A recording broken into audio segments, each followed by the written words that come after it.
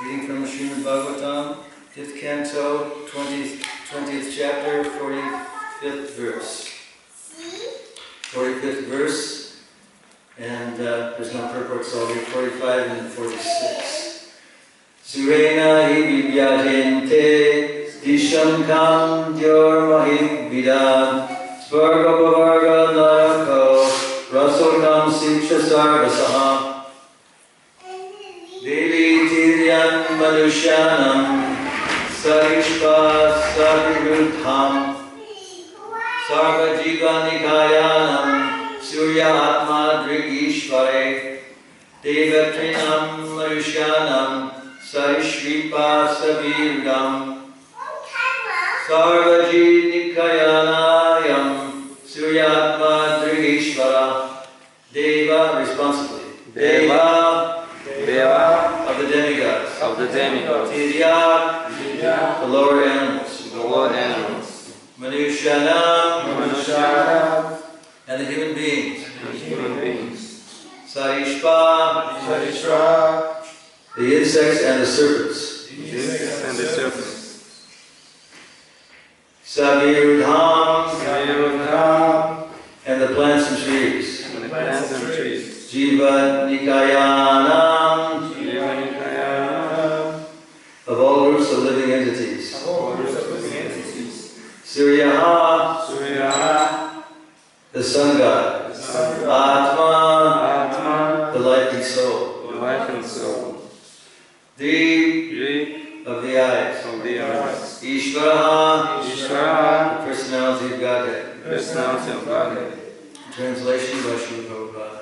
All living entities, including demigods, human beings, animals, birds, insects, reptiles, creepers, and trees, depend on the heat and light given by the sun,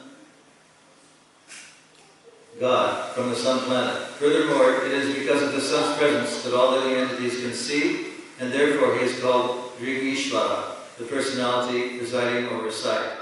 Responsibly, all living entities, including demigods, human beings, animals, birds, insects, reptiles, creepers, and trees, depend upon the heat and light given by the sun god from the sun planet. Furthermore, it is because of the sun's presence that all living entities can see.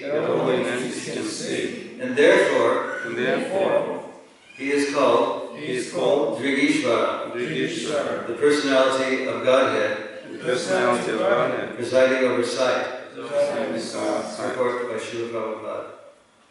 In this regard, Srila Vishwanath Chakravarti says, Surya Atma Amave Nopasya. The actual life and soul of the living entities within this universe is the sun. Therefore, Upasya, he is worshipable. We worship the sun god by chanting the Gayatri mantra, Om Bhur Bhuva Svat Tat Savatur Varenyam Bhargo Devasya Dhimahi. Surya is the life and soul of this universe, and there are innumerable universes for which the sun god is the life and soul, just as the Supreme Personality of Godhead is the life and soul of the entire creation. We have information that the Vairaja, Hiranyagarbha, entered the great dull material globe called the sun. This indicates that the theory held by so-called scientists that no one lives there is wrong. Bhagavad Gita also says that Krishna first instructed Bhagavad Gita to the sun god, Imam Vishvaspate Yogam Prokbhavam Ahamaviyam. Therefore the sun is not vacant. It is inhabited by living entities. And the predominating deity is Vairaja or Vipasvan. The difference between the sun and earth is that the sun is a fiery planet, but everyone there has a suitable body and can live there without difficulty. Thus in the Bhaktivedanta purports of the 5th canto, 20th chapter of the Srimad Bhagavatam entitled Studying the Structure of the Universe.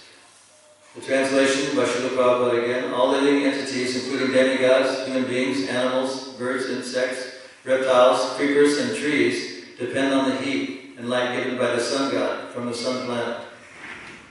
Furthermore, it is because of the sun's presence that all living entities can see. And therefore he is called Drigishvara, the personality of Godhead presiding over sight.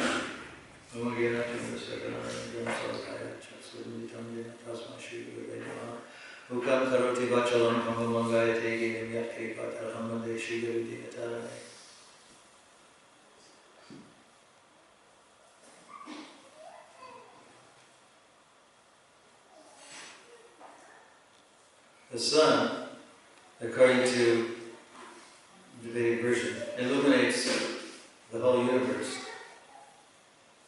It's interesting that Prabhupada didn't lecture very much on these last verses of the 5th canto,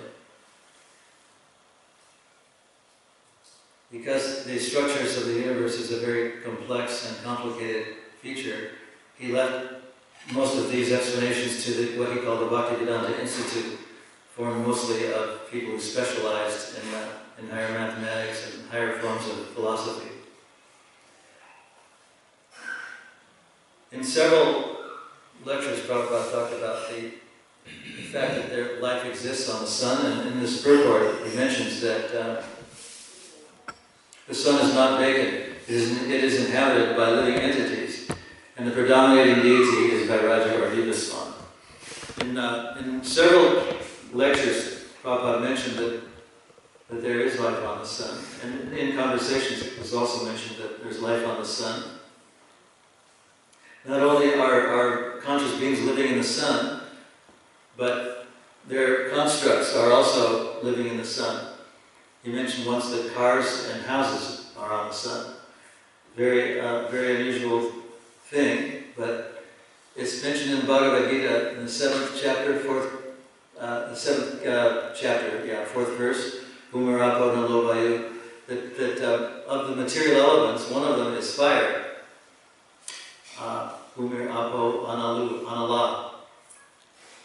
That's fire. So it's been mentioned that it requires a fiery body to enter into the sun planet. We can't enter the sun planet without getting severely burned or hurt. But living entities also have fiery bodies.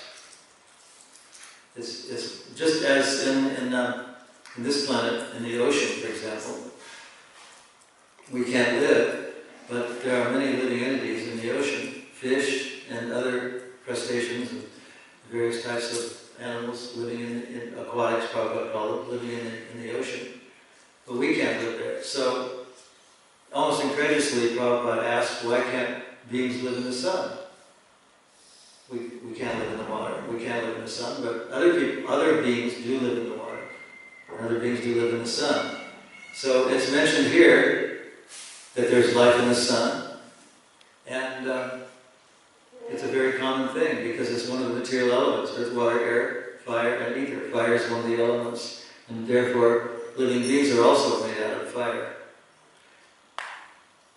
In Mahabharata, some people even worship the sun. I think it was Karna who worshipped the sun.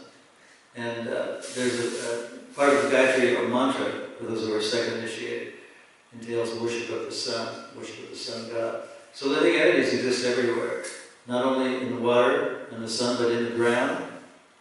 Sometimes walking on the beach, we see that there's all sorts of insects in the sand.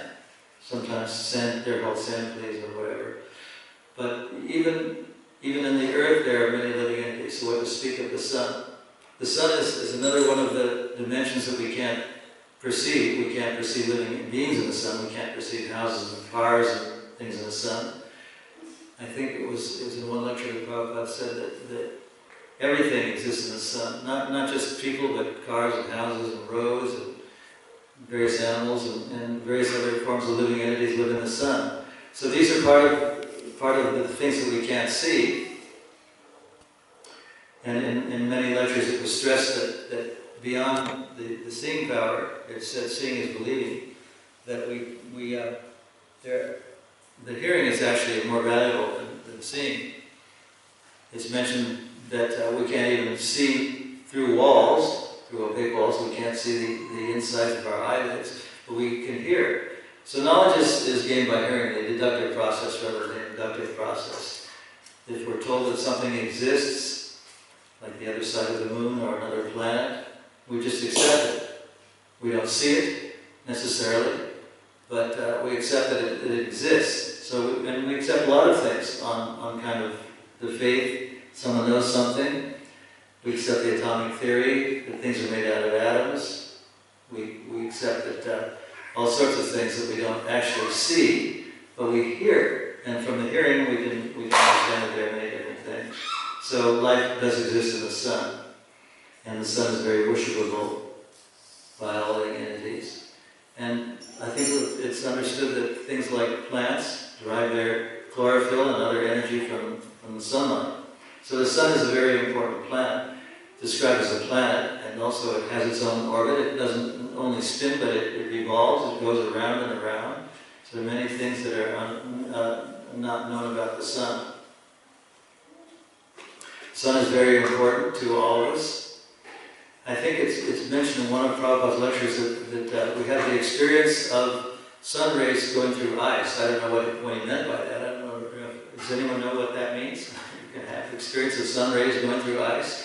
But the sun, and I think it's mentioned somewhere in one of the purports that there are blue flames that exist on the moon. So the moon has a very cooling effect, and it's a very pleasant and very pleasing effect.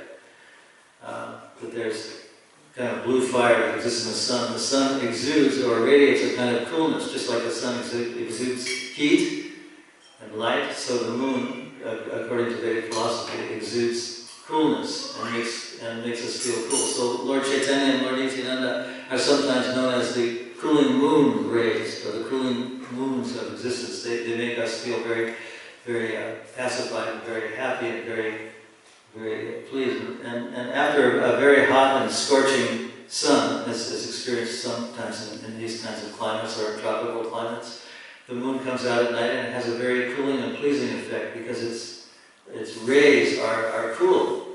So according to that, they are cooling things. Sometimes people like to take shelter of cool water after being in the heat, but the moon has a very cooling effect, according to Vedic literature. It has a kind of, that exudes, it radiates coolness somehow. So I guess there's not too much more to say about this, but I can't think of anything more to say. Does anyone else have anything to say or ask? Not necessarily about this, but about anything. Yes? Just one thing. Yesterday when I was watching the clouds go by, we're just talking about entities living anywhere, the storm fronts were coming, and as they were coming, they looked like faces, like in this line that looked like a lion. He even had all the hair, and he was circling. It was kind of like his face was circling around and creating this kind of storm. I was there looking at it thinking, that looks like a real person. Clouds and storms, according to Vedic literature, have personalities. And when Indra became very angry with Krishna, the residents of Raj, he invoked the Samvantaka, or clouds, who had personalities to rain down very hard. It's described that they were hailstones. It's described in the Bhagavad Gita and the Bhagavatam and in the Krishna book. Hailstones as large as elements, and pillars of water were coming down from the sky. It's very hard to imagine those things. But according to the Bhagavatam, all clouds and storms have personalities. They're not just clouds, they're not just masses of water. It's pretty amazing that at any moment there are many tons of water just floating above the earth. When we think of the fact that water is very heavy, it's hard to actually imagine the clouds all over the world. Many tons of water are just floating, kind of defying gravity above the earth, floating, almost as if they're pieces of cotton floating in the air. Millions of tons of water. Anyone who flies an airplane can tell you this, that sometimes flying through clouds is very difficult because it's like flying underwater.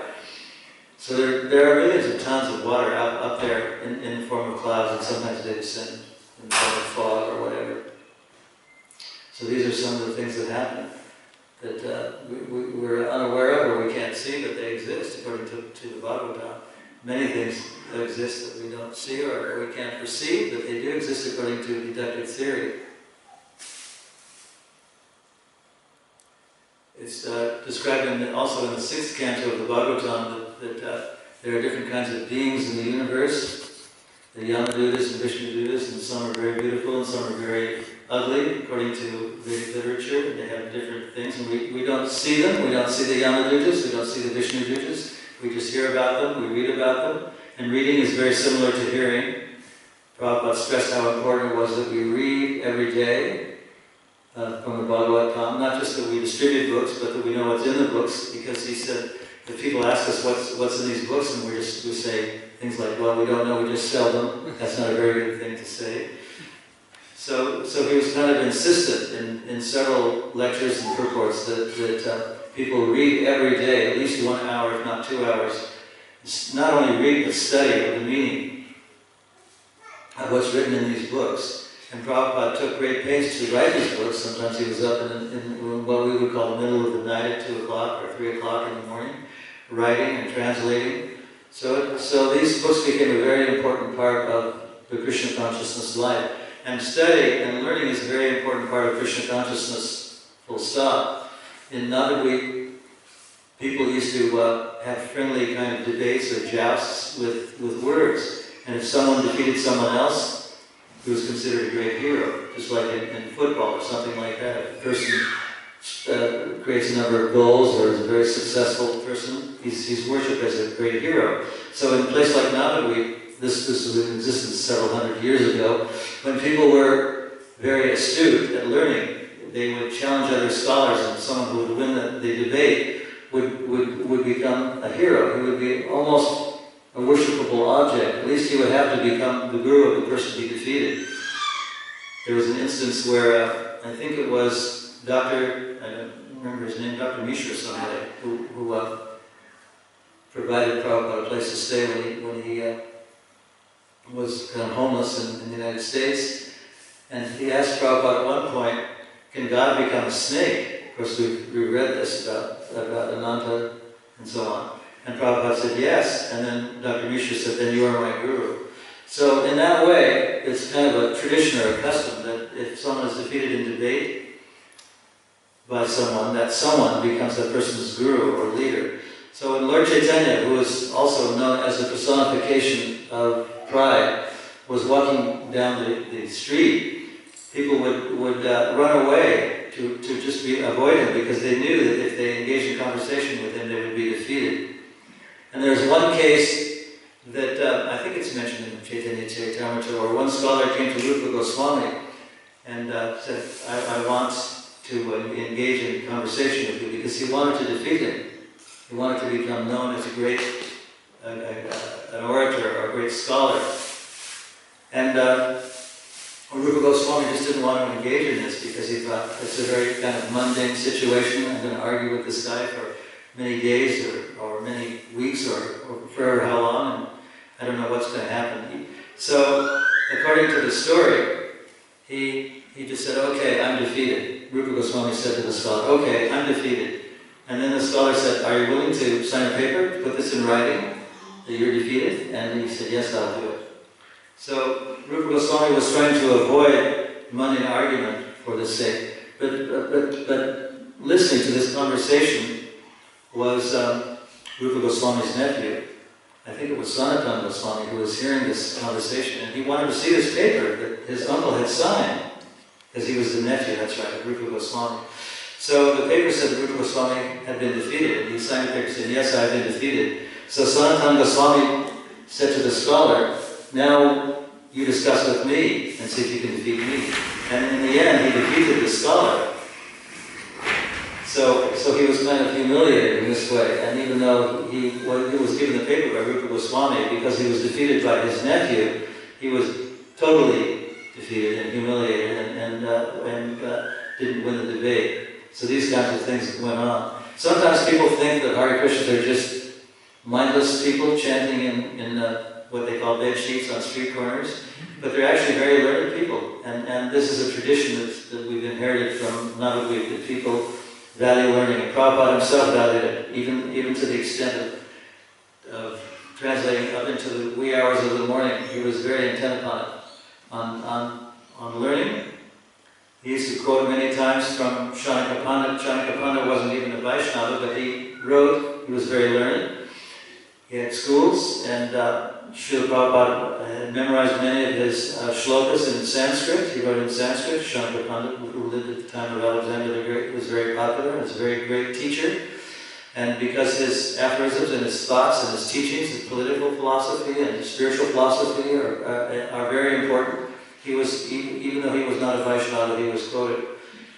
So sometimes, in order to preach, according to the 11th canto, there's a verse that says, Ishvara Tada Dineshu, we should approach the ignorant people and regard them as our brethren, as our friends, or our brothers and sisters, because they're not ordinary people that they come into contact with a devotee, even for the sake of preaching. So I'm going to read the verse again, or the verses, and then see if there's any further comments.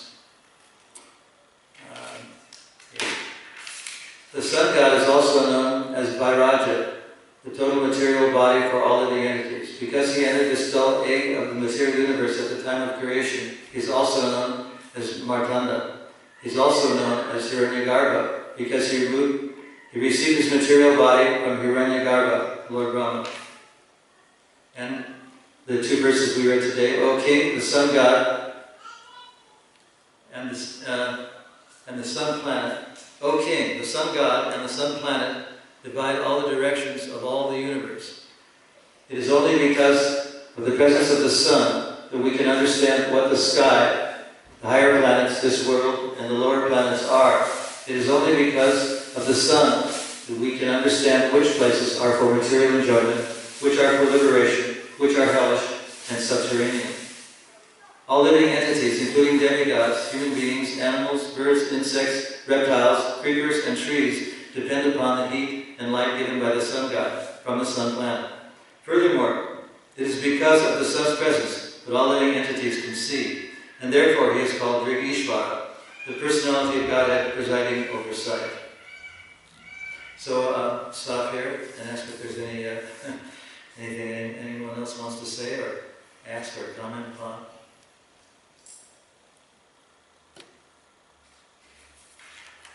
Actually, I was very relieved after reading the last chapter in this canto about the hellish planets, about how people are tortured in various ways, and seeing all the pictures of people being tortured in various ways, that just by chanting Hare Krishna at the end of life, one could be liberated, or one attained Krishna Loka, even though not completely understanding, as was the case with Arjuna, what he was saying, because he was very attached to his son. Yes? In the first verse that we read, it says, it is also only to the sun that you can understand which places are for material enjoyment, which are for liberation, which are hellish and subterranean. So, isn't the hellish planets inside the earth and they aren't illuminated by the sun? Subterranean planets? Yeah.